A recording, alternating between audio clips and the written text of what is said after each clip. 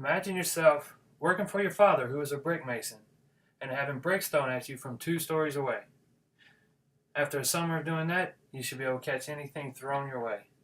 That is one of the many stories that is the legend of Jerry Rice. Hello, my name is Chris Jones, and I'm going to tell you why Jerry Rice is the greatest wide receiver to ever play in the National Football League.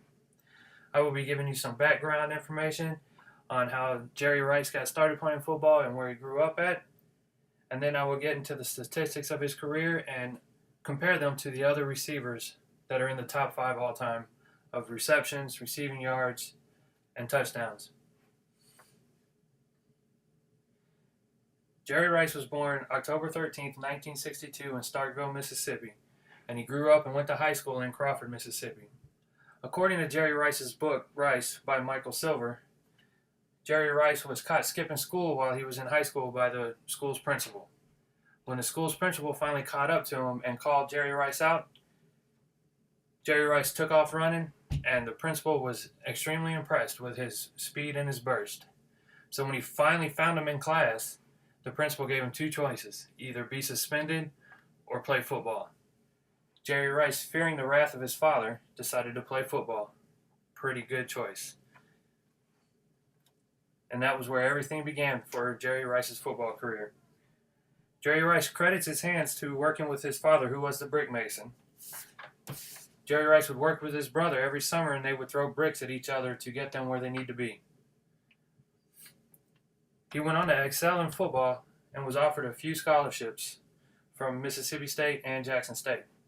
But the school that he chose, Mississippi Valley State, was the one that fitted his skills the best, because at the time Mississippi State and Jackson State were running wishbone offenses, which is predominantly run, and no room for receivers. Mississippi Valley State had one of the first forms of no-huddle spread offenses. So he decided to take his skills to Mississippi Valley State. Since he played at a small school, his early college careers are a little scarce, but according to the College Football Hall of Fame website, in 1982, he caught 66 passes for 1,133 yards and 7 touchdowns.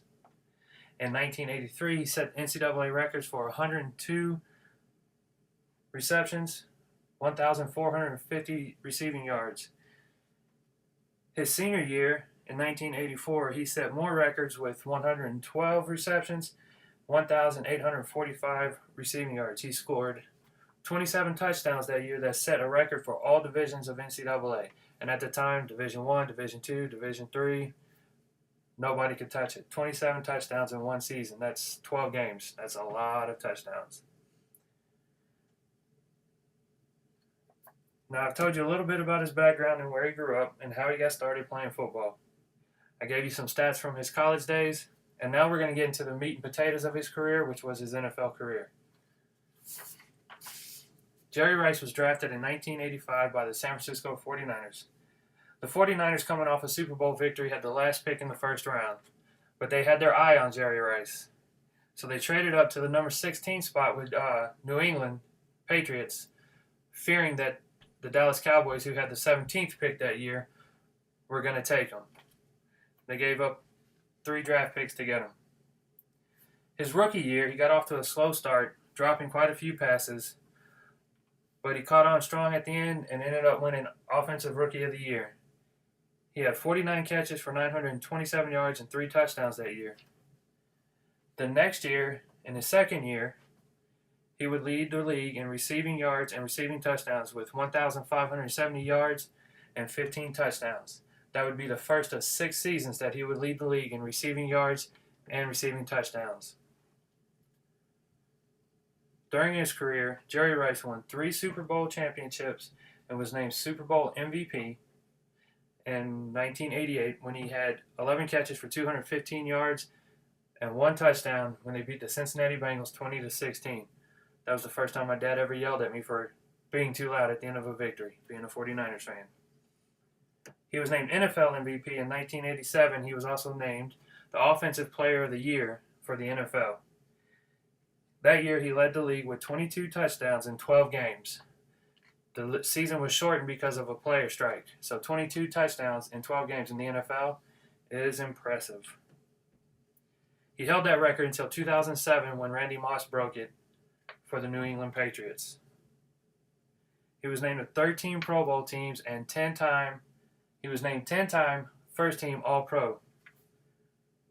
He was named to the All-Decade team in the 1980s and the 1990s. It's quite a run. He is the only player in NFL history to catch a touchdown in 4 Super Bowls. 3 of those with the San Francisco 49ers and 1 of those with the Oakland Raiders. He played his career with the San Francisco 49ers, Oakland Raiders, Seattle Seahawks, and a little bit of preseason with the Denver Broncos before he retired. So he finished his career with 1,549 catches, and second on the list is Tony Gonzalez with 1,325. That's 214 more than the second place finisher. That's a lot of receptions. He is first all-time in receiving touchdowns with 197. Second place is Randy Moss with 156. That's 39 touchdowns more. So for overall his career, he ended with 1,549 receptions, 22,895 yards, added on 645 rushing yards, and 10 touchdowns. It gives him 207 touchdowns total. So the top 5 all-time leading receivers is Jerry Rice with 1,549, Tony Gonzalez with 1,325, Marvin Harrison with 1,102, Cris Carter with 1,101, and Tim Brown with 1,094. He has a total of 500 more receptions than the 5th place person, and over 400 than the 3rd and 4th. There is no doubt that he is the best wide receiver to ever play the game, just statistic-wise.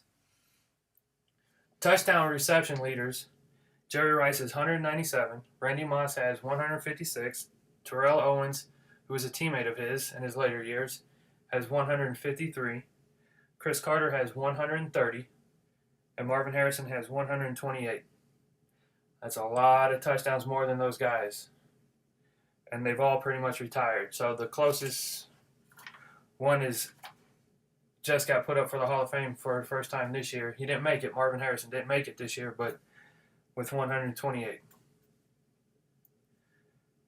As I said earlier, he was the Super Bowl 23 MVP, 3-time Super Bowl champion with the San Francisco 49ers, 13-time Pro Bowl member, 10-time first-team All-Pro, 2-time NFL Offensive Player of the Year, 3-time NFC Offensive Player of the Year, and the 1995 NFC Rookie of the Year, and the 1987 NFL League MVP.